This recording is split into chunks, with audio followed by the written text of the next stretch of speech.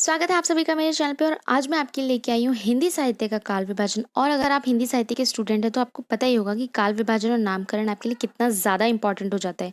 ये lower to upper level सभी exams में यहाँ से क्वेश्चन आते हैं, चाहे वो टीजीटी हो, पीजीटी हो, यूजीसी नेट हो, एमए हो या पीएचडी का एंट्रेंस हो।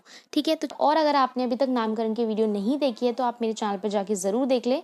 तो चलिए वीडियो को शुरू करते हैं। अब सबसे पहले हमारा ये जानना जरूरी है कि आचार्य शुक्ल ने काल विभाजन क्यों किया। दरअसल हुआ ये कि अलग अलग काल में घट रही घटनाओं, उनकी विशेषताओं, प्रवृत्तियों और भाषा के आधार पर इसका काल विभाजन किया गया। ठीक है, मोटे तौर पर आपको मैंने ये बता दिया।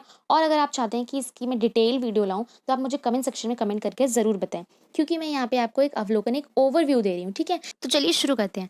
आचार्य शुक्ल ने हिंदी साहित्य का काल विभाजन मोटे तौर पर 3 भागों में विभाजित किया। सबसे पहले है हमारा आदिकाल, फिर है हमारा मध्यकाल, फिर है हमारा आधुनिक काल। ठीक है जी।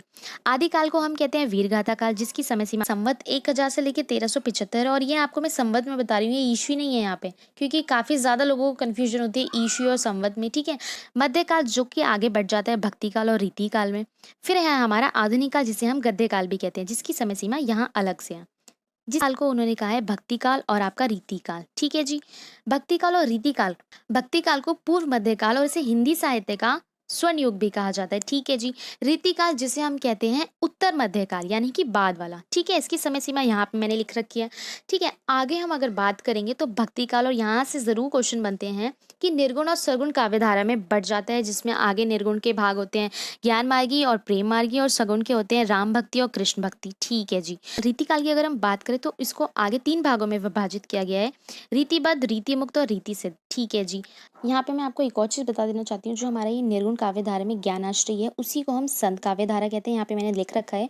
और जो प्रेम आश्रय है उसी को हम सूफी काव्य धारा कहते हैं। आप इसमें बिल्कुल भी कंफ्यूज मत होना, क्योंकि यहीं से सबसे ज्यादा क्वेश्चन आते हैं और यहीं पे कंफ्यूजन भी सबसे ज्यादा होती है। ठीक है, उसके बाद यहाँ पे है सगुण काव्य धारा, जिसमें राम भक्ति के प्रवर्तक है तुलसी, अग्रदास और अन्य कवि हैं। और भक्ति का और कृष्ण भक्ति में भी आप देख सकते हैं सूरदास, कुम्मन दास। ठीक है, रीति बद्ध के प्रवर्तक आप देख सकते हैं केशव दास, जिन्हें हम आचार्य भी कहते थे। ठीक है, उसके बाद रीति सिद्ध में आते थे बिहारी, और रीति मुक्त के प्रवर्तक घनानंद थे। ठीक है, यहाँ पे सबसे ज्यादा कंफ्यूजन होती है। अगर आप चाहते हैं ना मैं विस्तार में आपको बताऊं तो आप मुझे कमेंट सेक्शन में जरूर कमेंट करके बताना।